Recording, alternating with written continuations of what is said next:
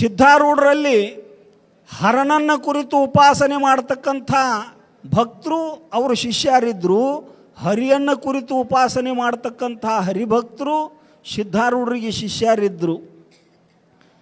ಅಂಥವರೊಳಗೆ ಹಳಿಯಾಳಕರ ಸಂತರು ಅಂತ ಒಬ್ಬರು ಪ್ರತಿ ವರ್ಷ ಪಂಢರಪುರಕ್ಕೆ ಪಾದಯಾತ್ರೆ ಹೋಗೋರು. ಅವರು ವಾರಿ ಮಾಡೋರು, ಪಾದಯಾತ್ರೆ ಹೋಗೋರು. ಆಷಾಢದೊಳಗೆ ಕಾರ್ತಿಕದೊಳಗೆ ನಡ್ಕೋತ ಹೋಗ್ತಿದ್ರು. ಒಂದು ಸಲ ಬಹಳಷ್ಟು ಗುರುಗಳ ಸೇವಾ ಮಾಡಿದವರು, ಸಿದ್ಧಾರೂಢಾಜನ ಸೇವಾ ಮಾಡಿದವರು. ಒಂದು ಸಲ ವಾರಿ ಹೋಗೋ ಪ್ರಸಂಗಕ್ಕೆ ಒಂದು 4 ಮಂದಿ ಸಂತರನ್ನ ಕರ್ಕೊಂಡು ಬಂದು ಸಿದ್ಧಾರೂಢಪ್ಪ ಅವ್ರಿಗೆ ಬಂದು ನಮಸ್ಕಾರ ಮಾಡಿ, ಅಪ್ಪ ಹಿಂಗೆ ವಾರಿ ಹೊಂಟಣ್ಣ, ಪಾದಯಾತ್ರೆ ಹೊಂಟನಿ, ಆಶೀರ್ವಾದ ಮಾಡ್ರಪ್ಪ ಅಂತ ಸಿದ್ಧಾರೂಢಾಜ ಅವರಿಗೆ ನಮಸ್ಕಾರ ಮಾಡಿದ. ಸಂತಾನಿ ಬೆಂಗಳೂರಿಗೆ ಶಾಸ್ತ್ರ ಹೇಳಕ್ಕೆ ಹೋಗೋದಿತ್ತು ಅಂದರು ಸಿದ್ಧಾರೂಢಪ್ಪ ಅವರು. ಯಪ್ಪ ಇದನ್ನೊಂದು ಜೀವನದೊಳಗೆ ನೇಮ ಹಾಕ್ಕೊಂಡನ್ಯ, 20 ವರ್ಷ ಆತು ನಡ್ಕೋತ ಹೊಂಟನಿ, ಇದನ್ನೊಂದು ಬ್ಯಾಡ ಅನ್ಬೇಡ್ರಪ್ಪ ಅಂದಾಗ ಸುಮ್ಮನೆ ಆದರು ಸಿದ್ಧಾರೂಢಪ್ಪ ಅವರು. ಅವ್ರ ಮುಖದಿಂದ ಶಾಸ್ತ್ರ ಕೇಳಿದ್ದ, ಶಾಸ್ತ್ರ ಹೇಳ್ತಿದ್ದ, ಶಾಸ್ತ್ರದ ಪ್ರಮಾಣ ಕೊಡಬೇಕು ಅಂತ ಶಾಸ್ತ್ರಕ್ಕೆ ಶಾಸ್ತ್ರ ಹೇಳಕ್ಕೆ ಹೋದವ ಹಳಿಯಾಳಕರ ಸಂತ. ಸಿದ್ಧಾರೂಢಾಜವ್ರು ಅಂದ್ರೆ ಬೇರೆ ಅಲ್ಲ, ಶಾಸ್ತ್ರ ಅಂದ್ರೆ ಬೇರೆ ಅಲ್ಲ. ಅವ್ರಿಗೆ ಒಂದು ನಿಯಮ ಹೇಳಿದ ನಿಜಗುಂಡ್ರದು, ಪಿಡಿದ ನೇಮವ ನೆಡಬಿಡದತಿ ಛಲವನು ಅಂತ. ಯಪ್ಪ ನೀವೇ ಹೇಳ್ಯಾರಿ, ಜೀವನದೊಳಗೆ ಇದನ್ನೊಂದು ನಿಯಮ ಹಾಕ್ಕೊಂಡನ್ನ, ಬ್ಯಾಡ ಅನ್ನಕ್ಕೆ ಹೋಗ್ಬೇಡ್ರಪ್ಪ ಅಂತ ಸಿದ್ಧಾರೂಢಪ್ಪ ಅವ್ರಿಗೆ ಅಂದವ ಸಂತ. ಆಗ ಸಿದ್ಧಾರೂಢಪ್ಪ ಅವರು ಎದ್ದವನ ಕೈ ಹಿಡಿದ್ರು.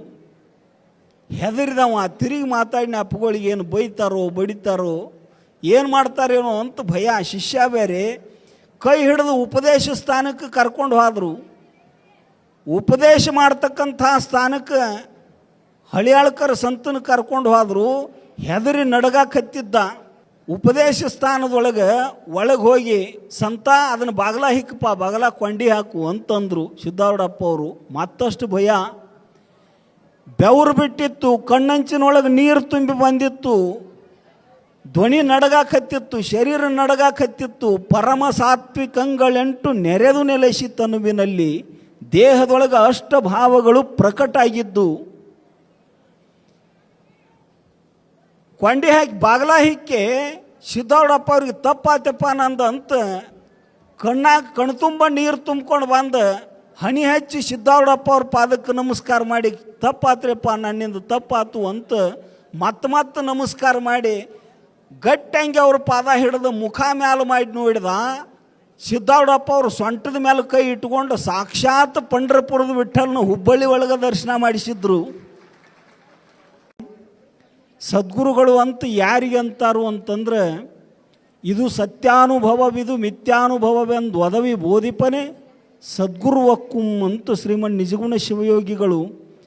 ಇದು ಸತ್ಯ, ಇದು ಮಿಥ್ಯ ಅಂತ ಆತ್ಮ ಅನಾತ್ಮಗಳನ್ನು ಕುರಿತಾಗಿ ಯಥಾರ್ಥವಾಗಿ ಬೋಧ ಮಾಡತಕ್ಕಂಥವನೇ ಸದ್ಗುರು. ಲೌಕಿಕವಾಗಲ್ಪಟ್ಟಂಥ ಇನ್ನೇನನ್ನೂ ಬೋಧ ಮಾಡತಕ್ಕಂತಹ ಗುರುಗಳು ಸಾಕಷ್ಟು ದೊರೀತಾರೆ ಈ ಲೋಕದೊಳಗೆ.